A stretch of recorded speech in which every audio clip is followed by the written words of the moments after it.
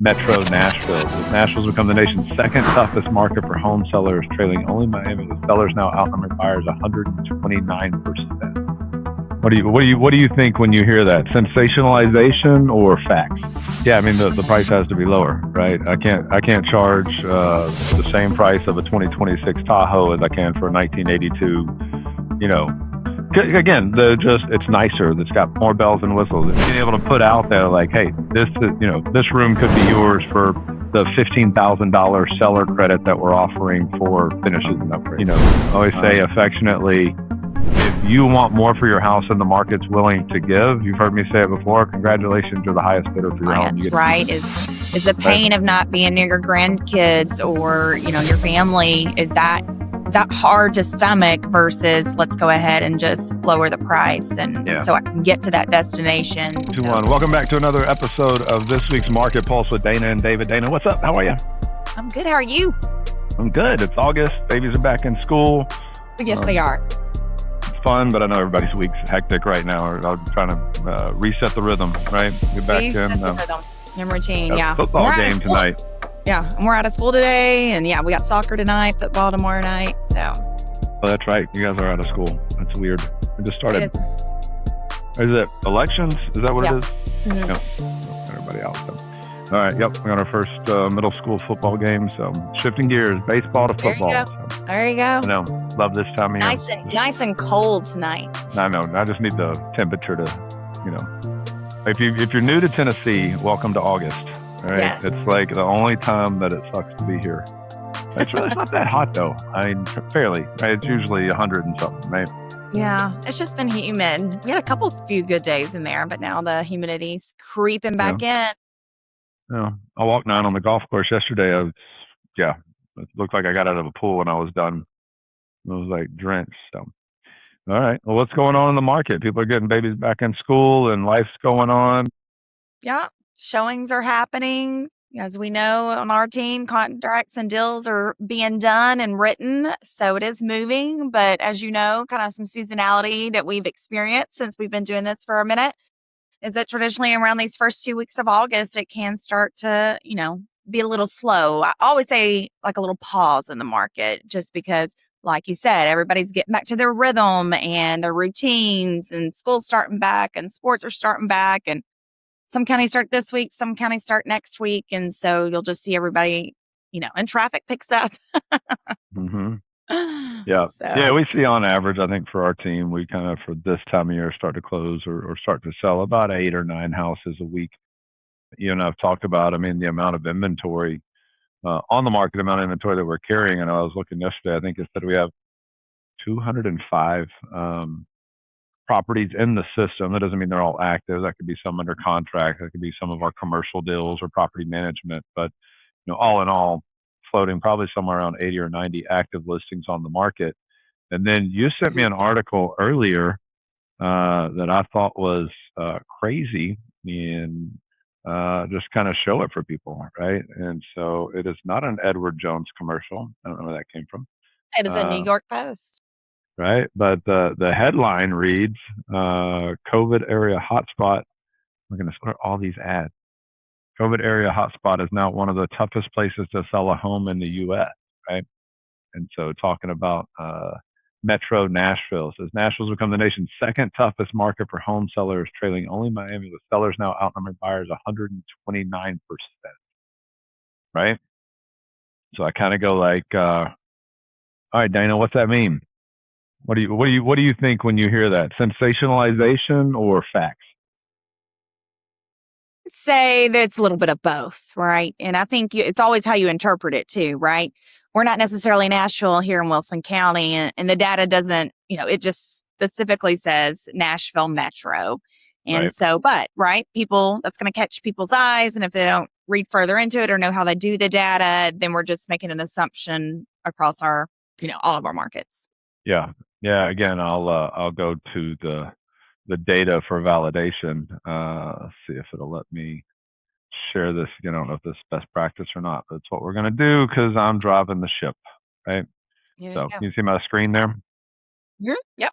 Yeah. So again, I go like, all right, what does the data say, right? This is directly from RealTrax, which is the MLS here in Middle Tennessee.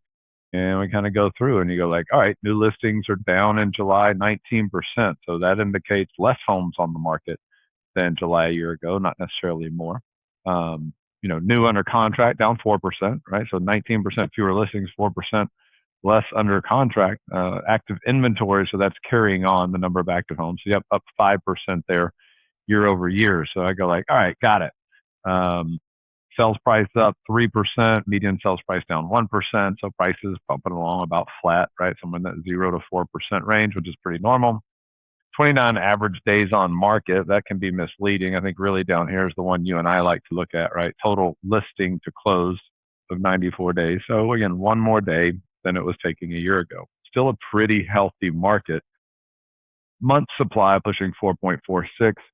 Been doing this for 24 years, and I've always been taught, Wow, I thought you one. were only like 35.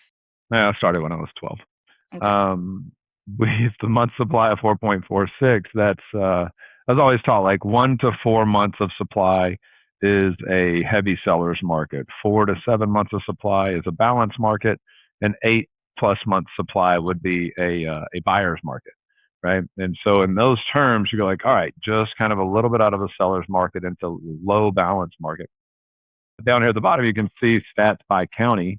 And so that's where I hear you on that headline, right? And I don't dispute that Nashville is one of the more sluggish metro areas. I spent a lot of time in Austin, where Keller Williams headquarters is. Austin's prices, I've been told, are down, 20, 25%. It was one of the biggest booms in the past 10 years, but also one of the bigger busts of this market cycle. I don't. Again, that's just here. I haven't done any real research on it, but like that to me is what markets do in a turn, right? Well, So, and if you pulled that back up, it was interesting because I was looking at that same data earlier, and if you pulled the last 30 days specifically to say Wilson County, it was less positive. okay. So if I So research and cut out all the rest of them, yeah, if you want to. okay, And then I just went, because it did say we're up year over year, but if you look at the trend over the last 30 days, we are down. okay, yeah. So look at that drastic drop in sales prices. The only thing I love, data can be used to however we want to manipulate it, That's right? true. So I look at it and go like, all right, down, but in a 30-day window, that could be new construction, that could have been a heavy luxury property. So I do go with like year over year. I mean, this time last year, homes were selling for 590. This time, on average, they're selling for 608. So you're like, all right, that's up 3%, Right. maybe a Well, little. that's average, right? 3 to 5% year over Yeah, yeah, year. yep. But I mean, again, down here saying that the days on market's going down, I don't know if that's true, right? And so I kind of go like, maybe in a like any 30-day window, right? Especially with all the stuff going on in the world, you kind of go like, yeah, all right, yeah, we're up, active inventory, but you may tend to see inventory go up towards the end of the summer, right? And so looking at, I think the days on market would be hard to tell in the last 30 days on how it's. yeah. Again, I mean, if you think it's like, I love it when they put these headlines out where they take February data and compare it to March, and it's like the real estate market's booming, and it's like, no, that's called seasonality, right? Like that's not any different. It's like real estate, business is up in a March over an April. Well, that's not a headline, right? It's always up in a March over an April. And so I think, it's looking at the trends over time and kind of comparing where were we this time last year. Look, we're pretty flat, right? I think anybody in the market that knows anything about real estate will say that like the market is just, I'm figuring out how about turn off this share, is fairly flat, right? And it has been for like 4 years, and yet market in and market out. Well, and I was talking to some clients last night pretty in depth, right? And so, what would you suggest, David, to someone that maybe their house isn't as modernized, as say new construction, or even some that are renovated, and yet they don't have the financial capability to pay for those renovations? What would you tell them? Yeah, I mean the price has to be lower, right? I can't charge the same price of a 2026 Tahoe as I can for a 1982, you know, Corolla? whatever. Yes. again, it's nicer. It's got more bells and whistles. And again, it's not a. This is where you and I sometimes feel like the bad guy, but it's like it's my job to interpret the market. Like I don't want somebody's house to be worth less than they want for it. Like no, nobody wants that. But it's the reality of the situation to be able to have the conversation to say, hey, if I can go buy a new construction home, brand new, nice floors, all the latest that all the trends that everybody wants, I'm going to go do that if the price is comparable, right? If I can go buy a new car for the price I can buy a used car, I'd rather have the new car, right? That's just all of us would. The warranty, the better features, all that. So I got to make a price adjustment for that to what the consumer is willing to expect in their mind. So I may charge a lower price. I may also be willing to sell for maybe a little bit of a higher price, but offering some concessions for the buyer to say, here's what you could do at closing. You and I were talking about the other day, right? Taking some virtually staged or some AI photos of what the space could look like, and being able to put out there like, hey, this room could be yours for the $15,000 seller credit that we're offering for finishes and upgrades. Again, if I represent the buyer on that, I'm intelligent enough to make the discernment of like, I can either go in and try to, get closer to asking and take the 15,000, or I can just pay less for the home. That's typically more of a cash flow issue for a buyer than it is for the seller. Right. If I'm buying a home and I've got to put 20, and that's whether it's repairs or concessions, right? It's still the way it has to come back to you is in the form of a credit, right? Yeah. And that's what sometimes it's hard to understand. And they're like, well, we're not seeing that money. I'm like, well, technically you are, because you're bringing less money to the closing table, right? So you keep that money in your back pocket, then you're able to do repairs or upgrades and that type of thing with the cash that you didn't have to bring to the table. Yeah, so I got a stack of cash right here, and I've either got to go pay for closing costs and title insurance and all the stuff, or the seller pays for it, and I get to keep my stack of cash, and then I get to put it into floors. Again, mathematically, you net it out the same way. Money's money, right? It typically has to do with where the buyer's cash flow is. If they're cash strapped, pay a little bit more for the house. You're essentially, if I pay $480 for a home instead of $460, I'm essentially financing that $20,000, renovation job over the next 30 years at a 6.5% interest rate, right, or whatever my mortgage terms are, which may be fine, right? Again, for 30 years, I mean, you couldn't go, the bank would not give you a 30-year loan to renovate your kitchen, right? And so that's where you go like, God, okay, so that costs you what, $20 a month, right, on your payment because it's over so much time. I bought the house, I try to go to the bank and I do a renovation loan for my kitchen. They may give me 12-month terms, 24-month terms, right? So I'm going to have to pay a lot more for it. Again, doesn't really matter, just up to whatever's important to that client, right? And that's where having good agents kind of walking, here's option A, here's option B, here's option C. Which one do you like, right? But if we're overpriced in this market, and we are aware that there are a lot of homes out there that sellers need to have a come to Jesus with where the market is, and it's our job to try to present that in the best way possible. But reality is reality, right? And we can either, always say affectionately, if you want more for your house than the market's willing to give, you've heard me say it before, congratulations, you're the highest bidder for your home. You get to keep it, right? And that may be okay with some people. And I think we're okay with it. It's okay. It's always whatever's best for the consumer. But and you've got to kind of have that tough conversation too. And it doesn't always feel good. I think I was sharing with you, yesterday that I was kind of having that pain versus pleasure conversation with clients, right? Is the pain of not being near your grandkids or, your family, is that hard to stomach versus let's go ahead and just lower the price and so I can get to that destination. So, I'll be happier, right? Yeah. Yeah. And then, my brain always goes to the math of it. It's like, okay, for the next 6 months, you're going to, it's going to cost you this by not lowering the price, and you'll eventually sell at a lower rate. So, okay. So for, if it saves you $4,000 a month by not lowering the price or waiting for the market to catch up, but you miss out on summer with the grandkids, right? Is it worth it? And again, people have to decide if it, for you and me, we know if it's summer with the grandkids, that's an easy decision for most people, especially when we back. I love the question of like, tell me, Dana, what did you do over the last 6 years to create all that equity in your house? How many mornings did you get up and go to work or go? We all, especially in Wilson, Davidson, Rutherford, Sumner, Williamson County, we all woke up to the benefit of just luck of the market.